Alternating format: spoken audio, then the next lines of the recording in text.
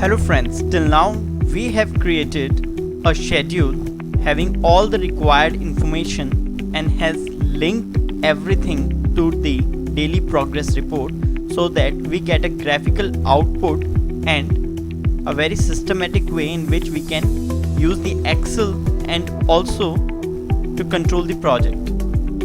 We have defined the resources, assigned the resources and created the DPR. And in this way we have used the maximum features of the Excel which we can use in our daily work to increase our efficiency.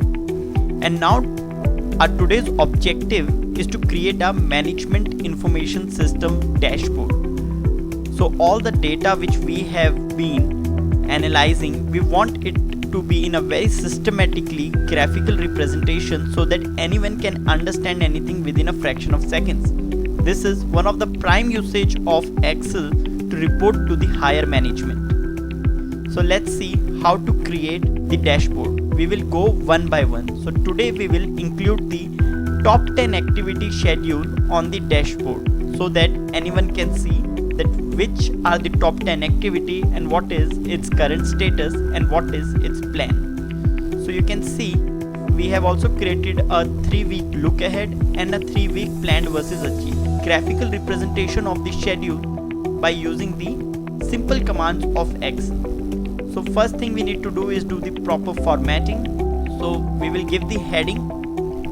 So once we created the heading of the project information system by using a simple formatting, now our objective will be to include a schedule of top 10 activities which is ongoing on site and a graphical representation in the Gantt chart view. So the first thing we will do is to include the timeline. We will link the starting of a timeline with the status date. So suppose status date minus 15 days will give us a particular date. Now we will do the formatting by only making the day visible by going to the format and selecting the type only D. So you can see only the number is now visible which representing 15th January.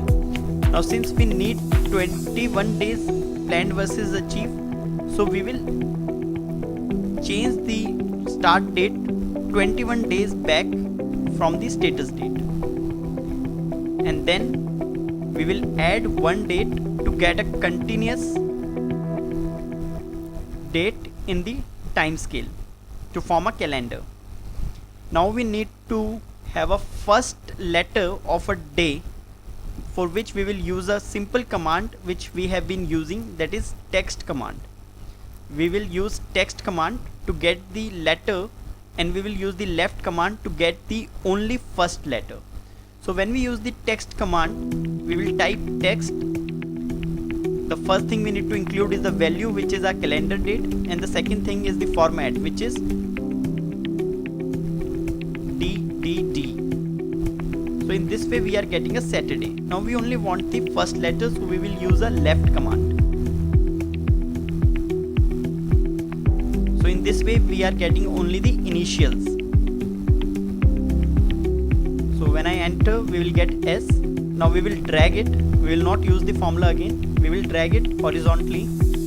No $sign is required. So we get the first day. Now we will merge the 7 days to form a week. And we'll link the merged cell with the first day of the week. Using a merge option, we have merged the cell. Now we will link it to the first day of the week. So we want it to be the 9th January. So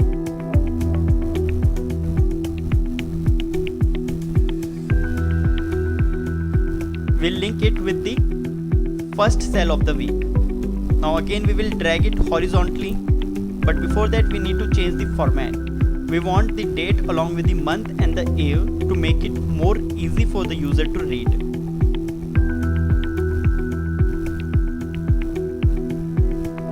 So in this way we have created a timeline. Now we need to have the activity ID.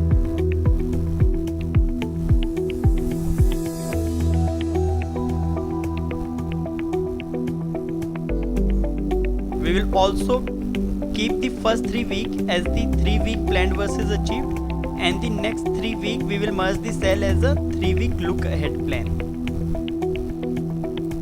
Now we will merge the cells to enter the heading of the columns, that is top 10 critical work, and then activity ID and activity name. Now here one thing that we have to do, or our objective is that whenever we put an activity ID, we should get the entire detail. Here one of our objective is that whenever we enter the activity ID, all other details should be automatically captured by the Excel. So when I put 1, I should get all the details about the activity ID 1. So how to do it? Whenever we want to get some data based on the certain data in a cell, we use a VLOOKUP command. So we will use a VLOOKUP command. So you can see here when I am changing the activity ID, my data is also automatically changing. So how to do this? Based on the value of activity ID, the other data should change. That means we need to use a VLOOKUP so that it look up certain value and will give certain value. Now let us implement the VLOOKUP command. So the lookup value, the value which we want to take as an input is the activity ID. So we will select the activity ID and we want to freeze the column V. Now the table array, we will use the entire schedule table in which we will have to take the values till actual finish. So we will select the table so that we can get all the data based on the activity ID, and then the column index number. So the column index number is the value of the column in which we want the output. So activity ID has a column 1, activity name has a column 2. So we will put column 2 index number as the output. So we get the activity name, and then we will make it exact match. So when we enter it, you will see that based on the activity ID we are getting a activity name. That is, activity ID is 1 WBS and activity name we are getting is tower 1. Now let us manually put all the activity ID based on which we will automatically get the activity name once we drag the VLOOKUP command in the other cells. 4 column we will add planned start, planned finish, actual start and actual finish. And then we will do the formatting of the timeline. So these steps we have already been very clear that how to do the formatting. Then to get the Gantt chart, we will be requiring all these 4 column dates. Now we do not want to again manually enter all these dates. These dates are already available in some other sheet. So we want this on this particular sheet, and whenever we need our output based on certain input. So the input is the activity ID and the output is the required date. So we can use the VLOOKUP command. So the command we will be using for the activity name, the same command can be used because we are obtaining the data from the same table. So we have already logged the table, we have already using the $sign in the proper way. We want to log the B column so that activity ID is logged. We will log the table array. Now the column index number we have to change for each one of it. So we will check that what is the column index number. For example, for planned start date, the column index number is 4. So we will put here 4 and we will get the planned start date. You can change the format in the required format, which is date, month and year. Now if we drag it to horizontally, then our lookup value is same, table array is same. Only thing that we need to change is the column index number. So the column index number for planned finish is 5. So in this way we'll get the planned finish date. Now again let us check what is the column index number for actual start, which is 1, 2, 3, 4, 5, 6, 7. So 7th column we will change the column index number to 7 to get the actual start. And again we will drag it horizontally because the only thing that we need to change is the column index number. Lookup value we have fixed based on the $sign. Table array we have fixed based on the $sign. And for actual finish we will calculate it and it will be 8. So the column index number we will change as 8. So we are getting all the dates automatically by using a very important command in Excel, which is VLOOKUP. And when we drag it horizontally, because we have used the correct $sign, we will be getting the required data in each cell based on the input, which is the activity ID. Now our second objective is to get the Gantt chart. For that we will do the same conditional formatting. So let us again get this opportunity to revise this command, that how to get a Gantt chart based on the dates. So we will use a conditional formatting that calendar date should be greater or equal to the start date. So the calendar date should be greater or equal to the start date. But one thing we have to keep a check is the $sign. That wherever we want the cell not to move, we will put a $sign. So for calendar date, we do not want the row to move. So we will put a $sign in front of 24. And then it should be greater or equal to start date. In start date, we do not want a column D to move. So we will put a $sign in front of D. So the D will not move when we use it in other cells or when we drag the formula. We will use an AND command so that we can also put a condition of end date. So the calendar date should be lesser or equal to the end date. So this simple logic, calendar date should be greater or equal to the start date, calendar date should be lesser or equal to the end date with the use of proper $sign. Dollar should be there whenever we do not want a particular column or a particular row to move. So for calendar we do not want 24 row to be moved, row number 24 to be moved, and for column we do not want D and E column to move. And then when we click on OK, we will get the required Gantt chart. You can close the grid line in the view and then we will do the formatting to receive the horizontal line. So select the required rows and then the format cell.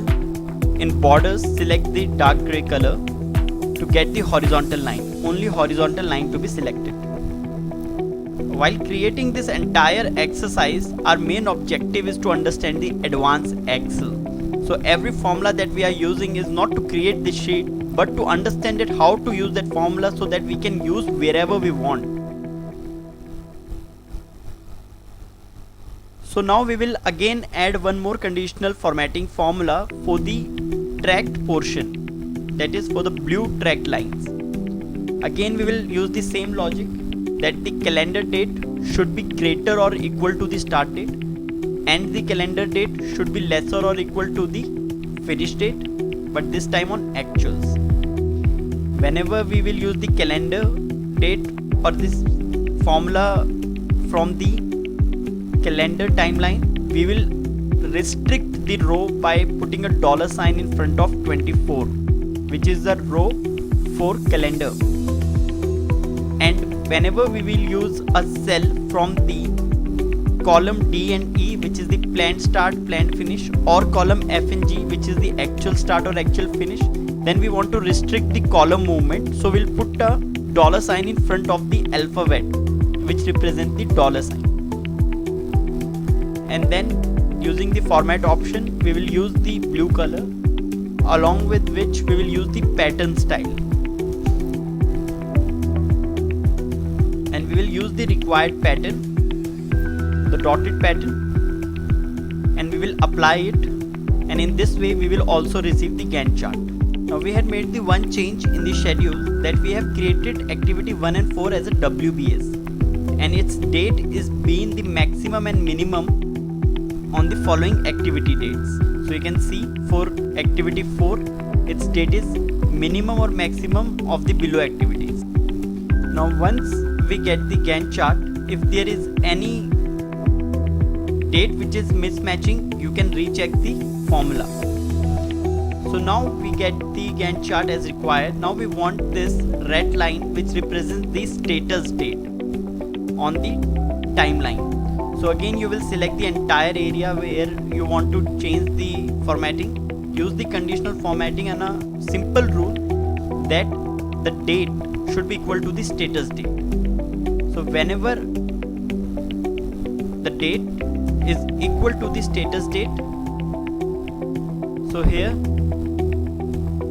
we will use that the calendar date is equal to the status date.